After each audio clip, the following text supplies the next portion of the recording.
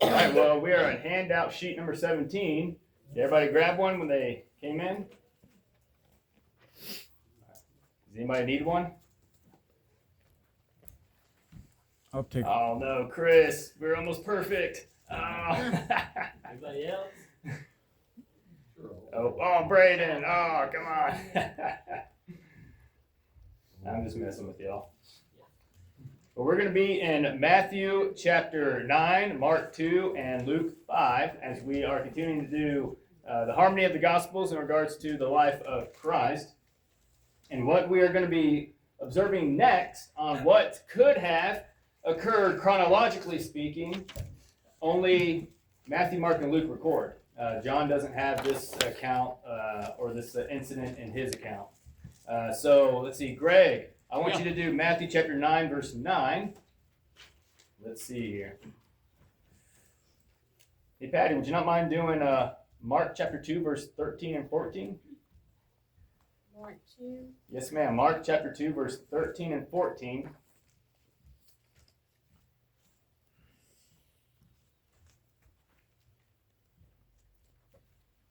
And Mark, back there, would you not mind doing Luke chapter 5, verse 27 and 28?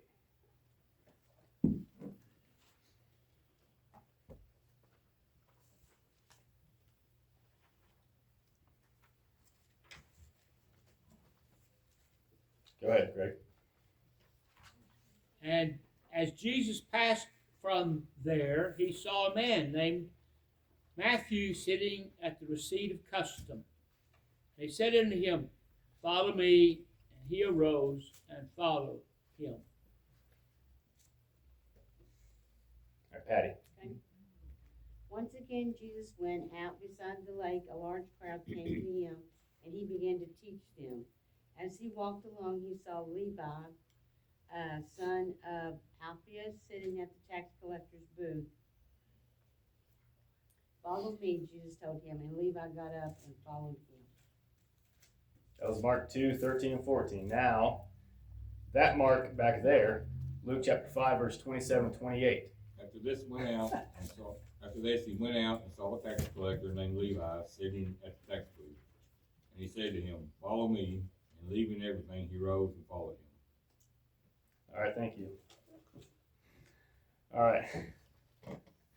Again, that's Matthew 9, verse 9, Mark chapter 2, verse 13 and 14, and Luke chapter 5, verse 27 and 28. Just FYI, you don't have to go to all three of those. I'd say pick one. Just pick one. Luke 5, verse 27 and 28. Man, what got you so tickled? I'm not going to say I don't want to embarrass anybody. Oh. I just wrote them down. Yeah. Well, I was trying to find them. Yeah. I did have one. Yeah, you'd be doing a lot of flipping if you try to get all three and sometimes all four of them down. So I'd say just pick one if you can. Next time, just type it out on the handout sheet and we can just. I could do that. I may do that. I may just start putting it out like on the handout sheets. I think that'll probably help everybody.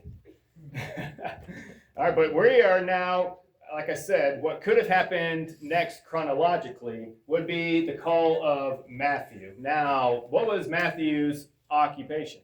Tax collector. Ooh, a tax collector. Now, what were tax collectors back then during that day? They were lower than the lowest. Why were they lower than the lowest? Because they took their people's money. Yeah, they took their money. Yeah, they were the New Testament IRS of the day. Hadn't changed much. It hasn't changed much. I mean, nobody likes anybody that works for the IRS, honestly. But however, he was a tax collector.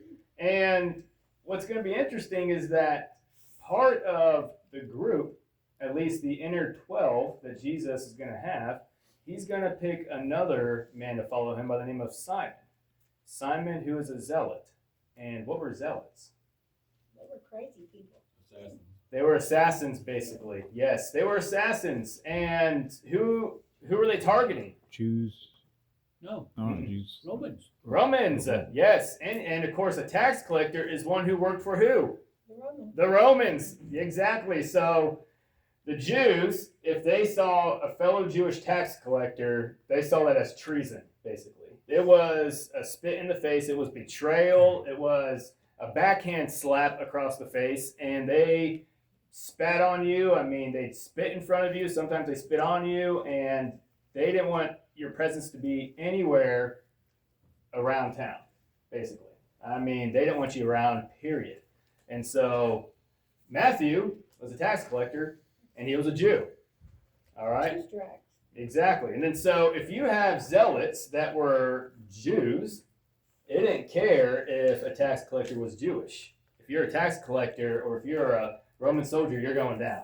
They were going to assassinate you. And so I sometimes just wonder, man, I mean, if Simon the Zealot and Matthew ever had some conversations together later on, I wonder if there was a lot of bickering and arguing and fighting going on between those two. I mean, I often really I wonder that. I wonder if I could be a fly on the wall. What's that? Which two are you saying you wonder? Matthew, the tax collector, and Simon the Zealot. Yeah.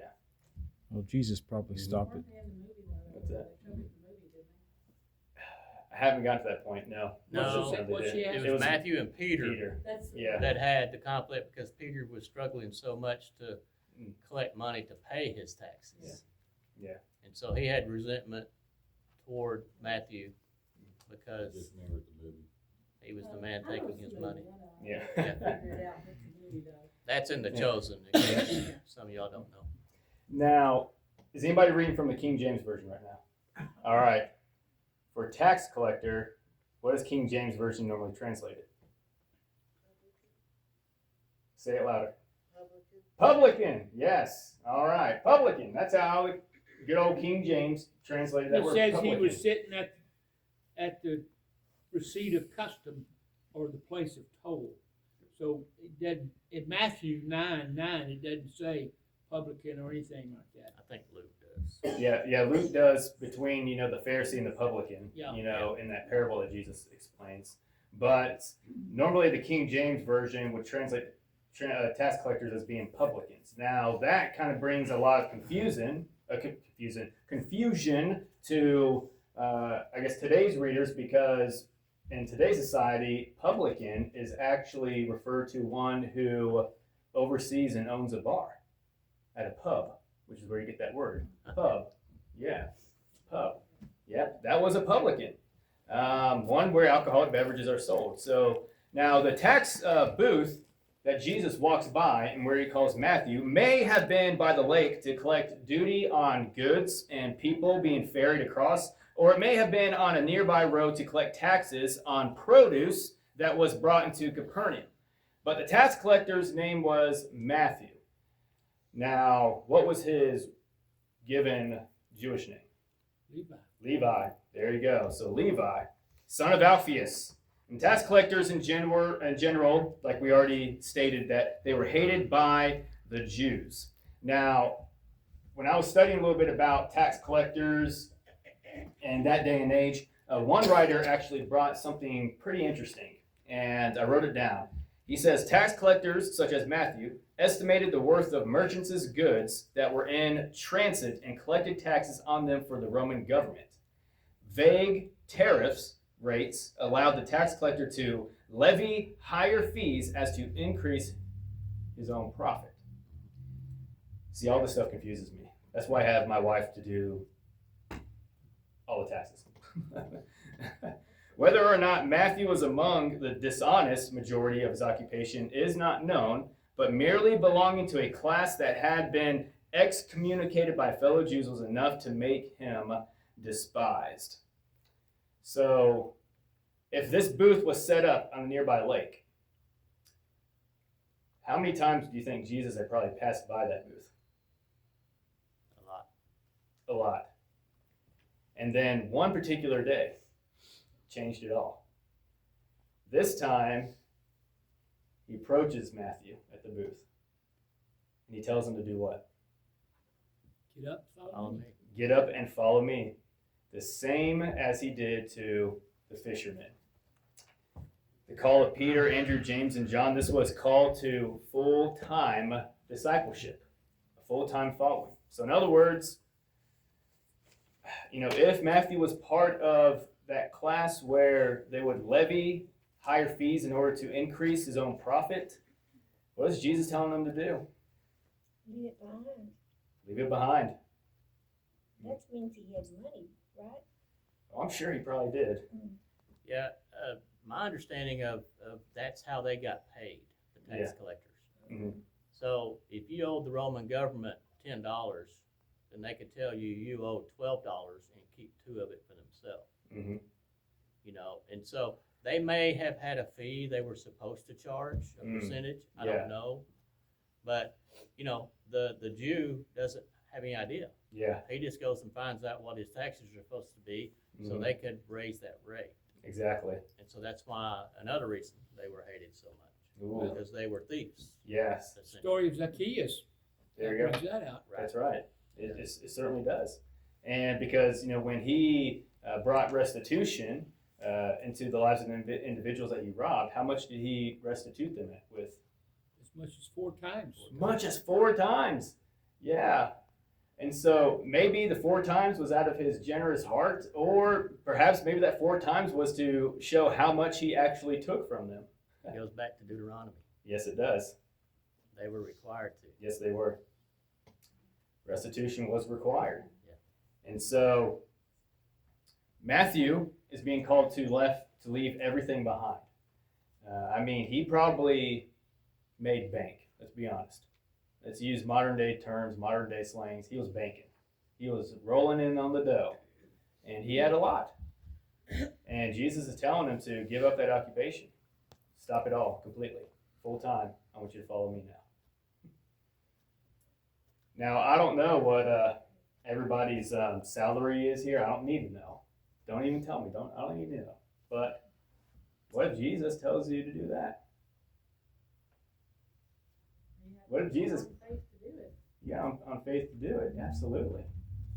If we're just to kind of modernize it a little bit, and let's say, if Jesus came back, during our time and day and age, and he tells you to, hey, yeah, you may be banking, you may be making some good money and everything. I know you got kids, I know you got family at home that need to be provided for, but I want you to give it up and follow me. What would you do? It'd be hard. In Africa, they'll convert denominational preachers. Ooh. They usually have a salary because their churches are government or some kind of sponsored, and so they'll have a salary. So if they're converted and start becoming a gospel preacher, they won't get a salary. So you see what they're willing to give up to become a Christian. Yeah. And I've seen 1 or 2 that wasn't willing to convert. Just happened in Kenya.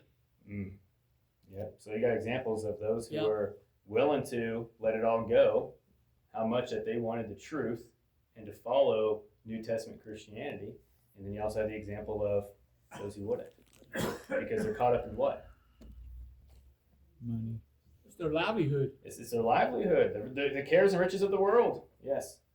Yeah, and I think it's easy for us, at least for myself, to read this story and think, well, this is Jesus, Jesus is right there, so it wouldn't be that hard of a decision to give up your livelihood and follow him. Yeah. But we have the luxury of knowing what happens after that, Yeah. knowing they're taken care of and knowing how things played out. They didn't know that then, Yeah. just like with Abraham, Yeah. when God told him to pick up everything and go. Yeah. And he didn't even know where he was going when he headed out. That's right. That's great faith because Yes, it is. we know how it turned out, Mhm. and we know that it all worked out good, Yeah. but he didn't know that. Yeah. You did. But what's interesting is that we may know that, but yet many of us still struggle with it.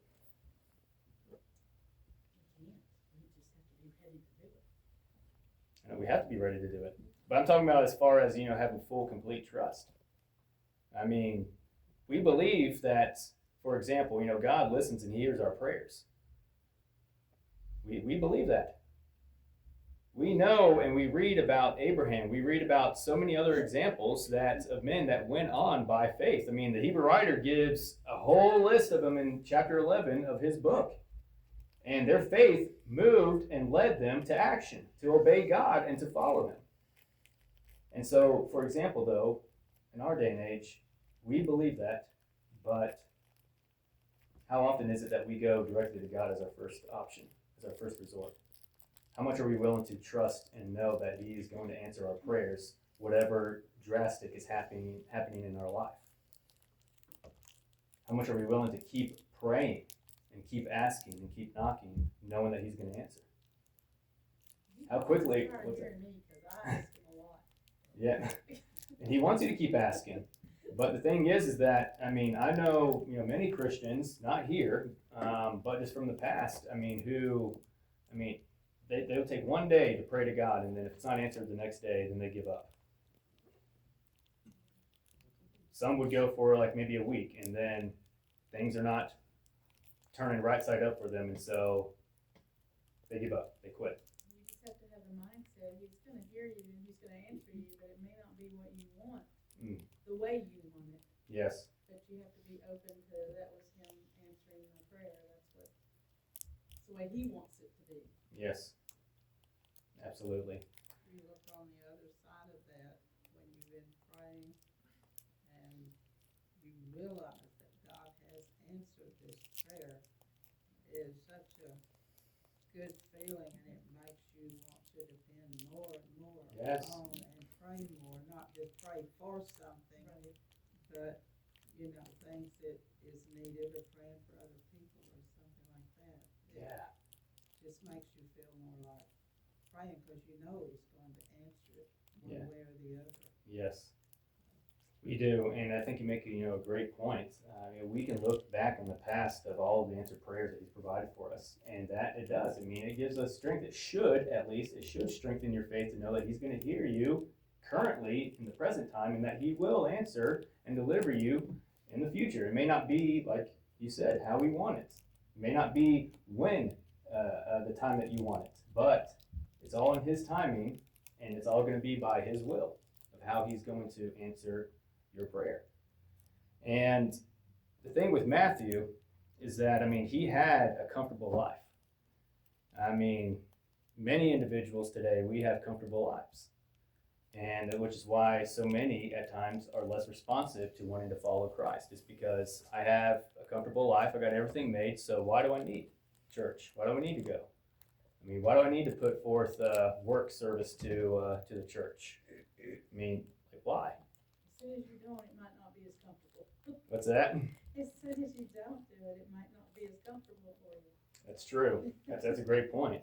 That's a great point. But I know like our whole theme for 2025 was, I want to be a worker for the Lord. And so when he is when he's commanding Matthew to follow me, follow. Let's break that down. Follow. Follow is action. Follow is movement. Follow is motion. Follow is walking. Follow is a lifestyle. And that word me. Who's me? Who's talking? Jesus. All right. So our lives need to be motioning. Our lives need to be moving. Our lives need to be walking. Our lives need to be a lifestyle of Jesus Christ, following him. And when he is telling Matthew to let go of all these things and follow me, he's indicating which is more of a priority. Following him. He's saying I'm more of a priority. Yeah. And so he's wanting Matthew to have him put Jesus, as his number one priority. Now, many more that we can say, but I really do want to get to our sheet number right here. And so Matthew left everything and he followed him. And so now I kind of want to take time a little bit on making some good application. And this kind of application part goes back to the miracles that Jesus has been performing while in Capernaum, Galilee of Capernaum. Now, when you look at question number 1, why do you suppose it is important for Christians to study about the miracles of Christ?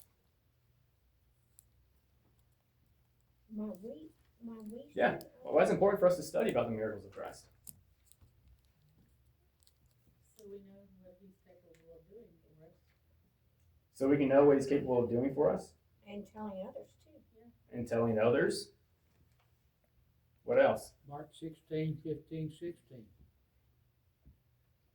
Go ahead and quote it. These miracles happened in order to confirm the word. We don't have to see. That's question 2. Yeah.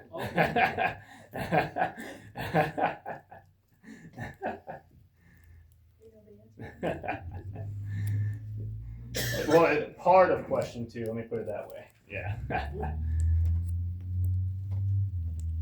Well, study the miracles of Jesus tells me it's true. I don't have to see those miracles today. They happened then. I can read it, believe it, and know that it happened. But now let me ask you this. How do we know that it happened? Just because somebody wrote it, does that mean I have to believe it? These are questions that people are going to ask you. Yes. You gotta Yep. take it on faith. You gotta. I want to believe it. You want to I believe it? want to believe it. You gotta convince them to believe it. Exactly. You know, just like Jesus. People believe their history books. I mean, can our faith be proven? Yeah. Yeah, our faith can be proven. And so how can we prove it to them? Show it to them. Okay, so show me a miracle, Debbie. Oh, well, I'll have to ask where they're at. Yeah. No, I'm talking about like do a miracle. Oh, Yeah. you can't. I meant show them in the Bible. Yeah, that's what I meant, show them. Show them in the Bible? Yeah. Okay. But now, I certainly can't do them. so I'm giving you a practical scenario. What we're doing right here is going to be a practical scenario, and you're going to come across people, skeptics, that are going to ask you that question, and they're going to be asking these follow-up questions right here. And I think it's appropriate for 1 Peter chapter 2, verse 15. Be ready to give an answer. And so if they would say, well, just because it's written down doesn't make it true. I mean, stuff in history books been written down, and some of that stuff didn't actually happen. It's recorded in history that Christopher Columbus discovered America. We come to find out through other historical evidence that he did not. So how would you answer them? So how do we know, Chris? You tell me. No, he gave you the side eye.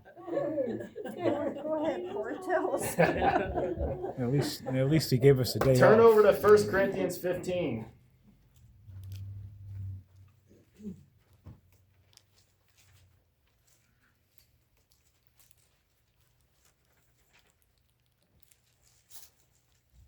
Would you say that the resurrection, Jesus' resurrection, was a miracle?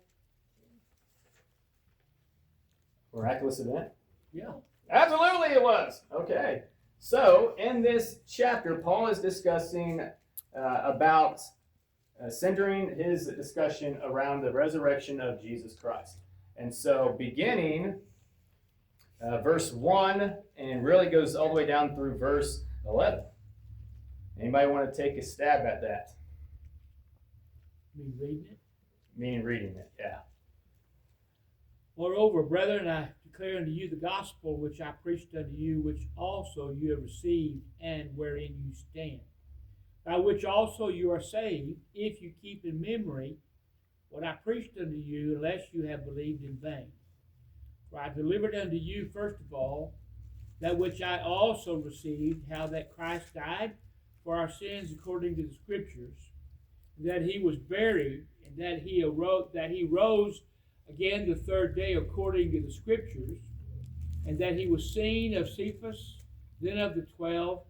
After that he was seen of about 500 brethren at once, of whom the greater part remain unto the present, but some have fallen asleep. After that he was seen of James, then of all the apostles, and of last of all he was seen of me also, as one born out of due time.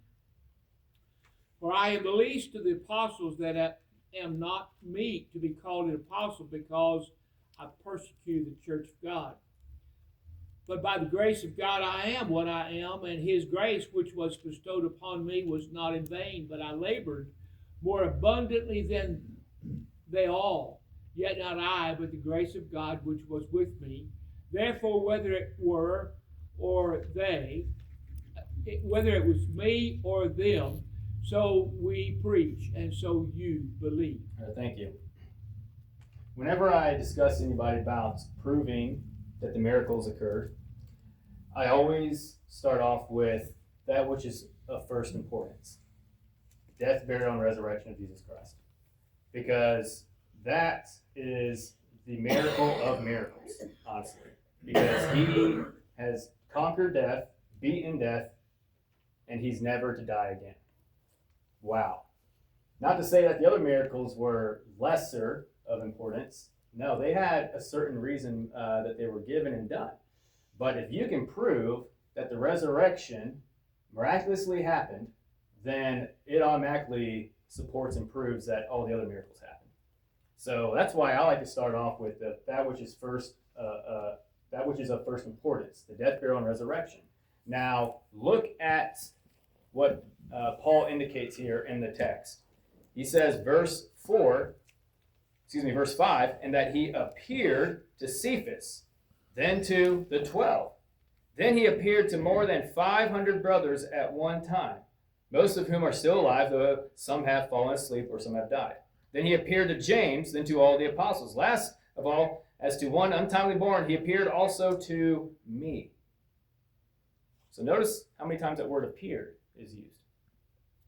What's the difference between the 12 and all of the apostles? Okay, hang on. We're going to get to that. We need to focus here on the question first. All right, so notice that how many times that word appeared is used. And notice how many individuals he appeared to. So who were these people? If he appeared to these people, they're known as what? Witnesses. Eyewitnesses. Eyewitnesses. All the eyewitnesses are testifying and confirming that they witnessed and saw the resurrection of Jesus Christ. They witnessed and saw a man who was dead, who was buried in a tomb for 3 days, and he appeared to them alive. You can't deny the witnesses. Likewise, apply that to all of the miracles that Jesus did during his life on earth. The miracle at Canaan, the miracle of raising Jairus' daughter, the miracle of healing the nobleman's son, the miracle of healing the paralytic, the leper. Who was all around to see it? Oh, no. Eyewitnesses. Eyewitnesses. And here's the fact of the matter is that, see, in today's society, whenever that we research or whenever we write something, or even when we are wanting to offer up an experiment, we have to do what? Cite sources, right? Yeah. How do I believe I know what you're saying is true? That you're just not talking out your ear? Well, you gotta cite your sources. I said ear, by the way, E-A-R. Yes. Cite your sources. You gotta cite your sources. Well, the way that they cited their sources, it was by what?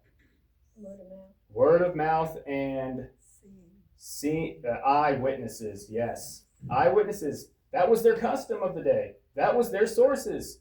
And God, back in the old covenant, designed it to be that way. He says that when this happens or this happens, and you need to have eyewitnesses with you. You need to have at least 2 or 3 or more eyewitnesses that can testify to it. And so the thing is that you had, 500? What does the text say? 500 brothers at one time. Then you have the 12. Then you have James. Apostle Paul and James. Yes, Peter, James, and then to all the apostles, and then to Paul. And so you have over there about 530 something. Yes, 530 something eyewitnesses. Am I right? And so they're all testifying the same thing. And so when you go back and you read all the miracles of Jesus, some miracles only a few of the apostles saw, but a lot of other miracles all 12 apostles saw, and so many other eyewitnesses that were around. Another part of that, though, when rumor tells, have you heard about Jesus? doing all these miracles. How many people believe that and are part of the crowd that overwhelms him Yes. wanting a miracle done for them? Yes. So those eyewitnesses were either reliable or everybody was so hopeful Mm-hmm. they were jumping on it. Exactly. Absolutely. And then, of course, there's other arguments that can be made in regards to proving that this actually happened. Is the fact of the matter is that many of them were willing to lay down their lives. They were willing to lay down their lives for Jesus. They're willing to die for the cause. Even our society works on the realm of eyewitnesses, not hearsay. Yes. Did you see this person do it? Mm-hmm. And he's a witness at a court. Yep. So, It's done in court, absolutely. Yep. And we still go, today in using eyewitnesses as a way to help confirm that it was the truth, that it actually happened. And so right then and there is that I go straight to the resurrection of 1 Corinthians 15, and then I explain to them about the resurrection, that if it can be proven, then it should automatically prove that the other miracles occurred as well. And then I take them to the eyewitnesses. And then I mention to them about, I just said it. Eyewitnesses, and that they're willing to lay down their lives for the cause of Christ.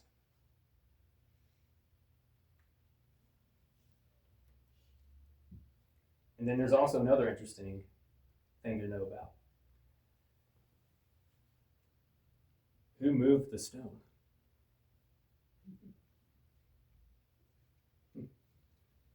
That's another thing I bring up to the skeptics, is that who moved it? Who moved the stone? Those two guards that were by themselves, they couldn't do it. If Jesus' followers were to sneak in during the night and try to take his body out, first off, how would they have gotten past the guards that were there guarding it? Plus, it was sealed shut. And it was sealed shut, and I think it'd take more than Peter and a few of the others to be able to move that stone. It was a lot of work placing that stone in there. So who moved it? Obviously, we know who. It was the angels. The angels moved it. Yeah, but to the skeptic's mind, they have to answer that. And then if they try to say, no, well, his followers moved it, you inform them saying that how? How would they move it? You know how big that stone is? How could they have gone past the guards? How could they have gone past the guards? How could they moved it by themselves? And so these I bring as basic, simple arguments to their attention whenever they try to ask about how can you prove the miracles. Well, if you can prove that the resurrection occurred, then it automatically proves that the other miracles occurred as well.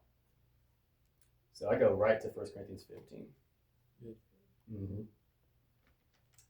All right. Now, question that then kind of pops up nowadays is, do miracles occur today? Huh? All right, we have no. No. Well, by what means are you talking about? I want to hear the answers first. Okay, so we got some that say no. Say no. Is there anybody that says yes? I think people sometimes think it's a miracle. Their child has cancer and they fell to their knees and prayed and prayed and prayed, and now their child's well. Yeah. So it's a miracle.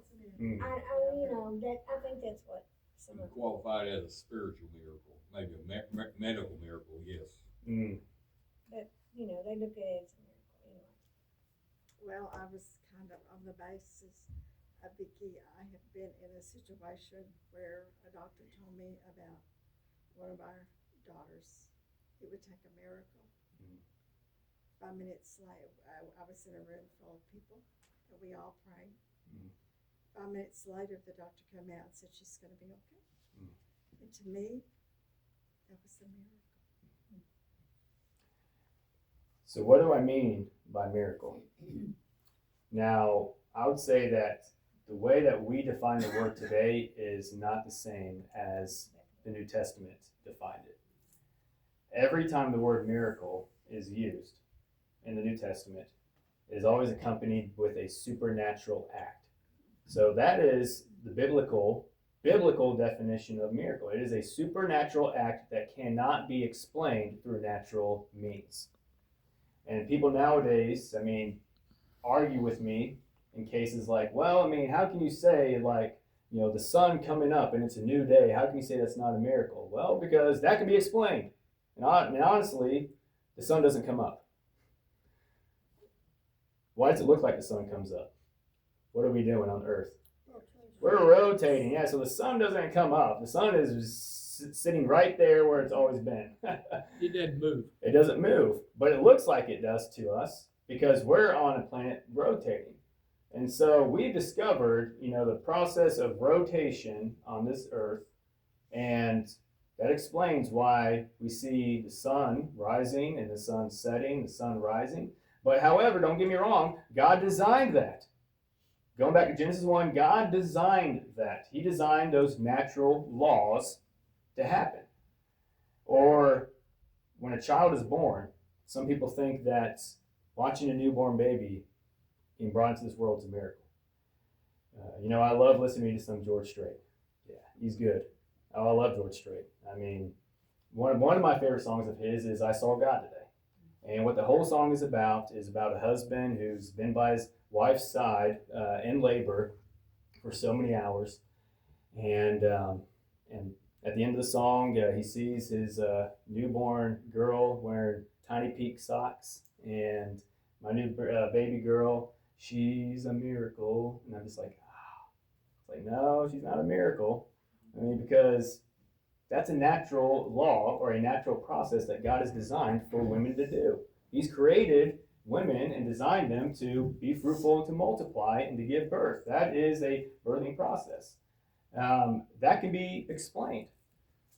But I'll tell you what, turning the water to wine spontaneously, being able to say your son is well, and not be in the same room with his son, be 20 miles away, and his son actually heals. How can you explain that naturally? How can you explain the stone being moved? How can you explain that they have never been able, throughout so many years, recover or find the body of Jesus of Nazareth? Because he's not here. He's not here. He's ascended to the Father's right hand. There's time and time again. The healing of the leper. The healing of the leper. A man covered with leprosy, head to toe. And Jesus places his hand on him and he says, be well. And it's gone. The healing of the paralytic. How do you explain that? You can't explain it naturally because it's a supernatural event. And so if miracles, biblical miracles as we define it, if they no longer occur today, then what was their purpose? Now, Greg. Mark chapter 16, yes. Turn over to Mark chapter 16.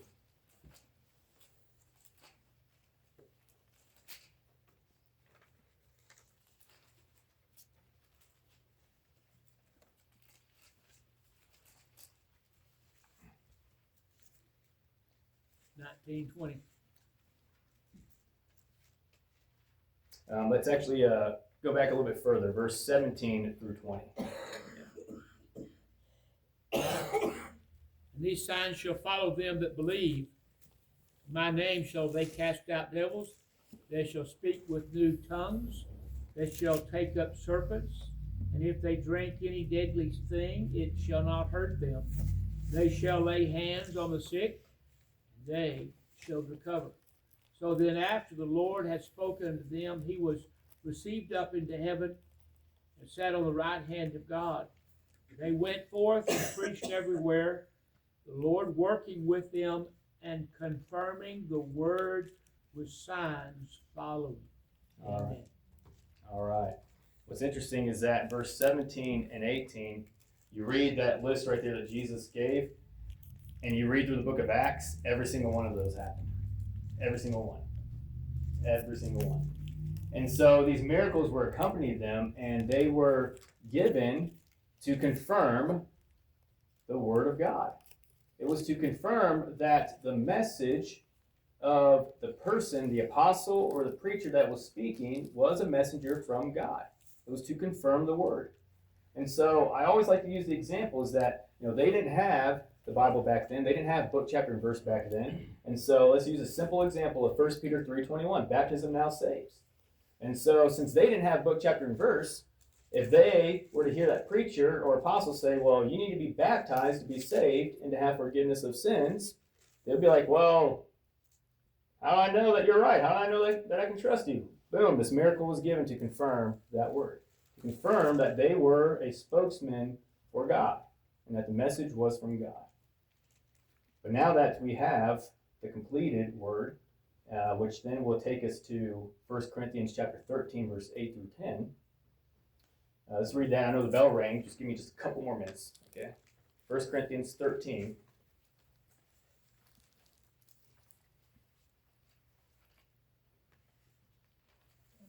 It says, love never fails, but if there are gifts of prophecy, they will be done away. If there are tongues, they will cease. If there is knowledge, it will be done away. For we know in part, and we prophesy in part. But when the perfect comes, the partial will be done away. All right, thank you. So Paul mentions right there, verse 8, that all these gifts, tongues, prophecies, the miraculous gift of knowledge, all these miracles, he says, it will cease. It will cease. Because these gifts, these miraculous gifts, are done in part. But when the perfect comes, then the partial will be done away with.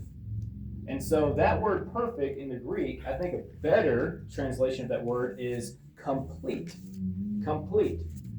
And it's actually in the neutered sense, meaning that completed thing, when that which brings completion is here, the partial will be done away with. So what is that completed thing that helps us confirm the Word of God? Bible. The Bible. God's revelation. And so now that we can confirm what the speaker is saying with book, chapter, and verse right here, then what's the use of the miracles anymore? There's no purpose. It served its purpose now.